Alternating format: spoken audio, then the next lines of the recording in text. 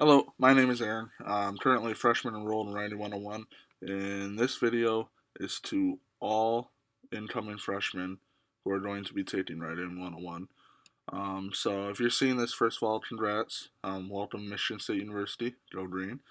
Um, One of the classes you're required to take is Writing 101 at the school. Um, it's a fun class, but I'm going to talk about the differences and similarities to high school and college writing. So, Writing 101, especially with Professor Blackburn, challenges you to question the traditional writing foundations you have, such as should a paper end with a quote? Or, can you use I? Because most times in high school, you were told not to use I. You're writing this to other people. So, some of the things I'm going to talk about, or the three main things I'm going to talk about, are how in high school and college the differences between the mode, audience, and function. So, the mode in high school is typically given to you. You were told, read 1984, write a research paper on it. And that's what you did. So, it was easy because you knew what to do.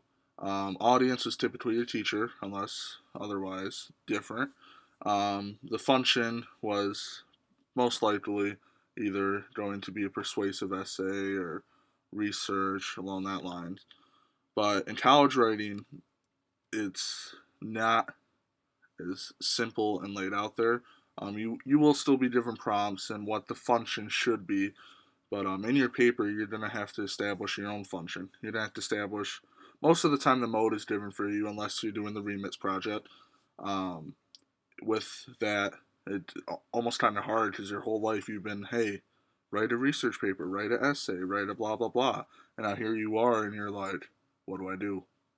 But, so that's the mode in college. Typically, you're going to be given it, but sometimes you have to find it yourself or create it yourself. The audience in college will most likely be your professor and your colleagues, but with that same remits project you may be doing, you didn't have to pick your own audience. So, for example, I wrote a children's book, so I had to pick the audience of third to fifth graders, and I had to make sure that the writing was for third to fifth graders. You can't use big words, along that lines, typical stuff. Uh, and then the function most time is given to you, but sometimes again you have to establish your own function in the paper, using thesis and all that. So I'm gonna give some tips to end this video, um, for your transition to college to be or college writing to be smoother. This is not an English class. Professor Blackburn will probably tell you that when the first week's of class. Um, it's a writing class. You still have to read a lot. Be sure to read. If you don't read the textbooks, you will fall behind. Basically, your papers won't be 100%. You won't get a 4.0. You're going to research a lot. Be sure to improve your research skills, primary and secondary.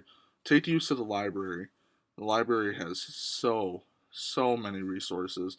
I know for my class, we were able to visit the library, um, and get like a tutorial on how to use the library. But if you don't, ask the librarian. They're very helpful. Libraries are a nice place to study and research. Um, and Professor Blackburn, I know, makes us journal. And it may seem tedious, it may seem boring, but let me tell you, that is the reason my grade is what it is, because it could be a lot worse. Just write down, plan everything in your journal what you're going to write. Take your reading notes in your journal.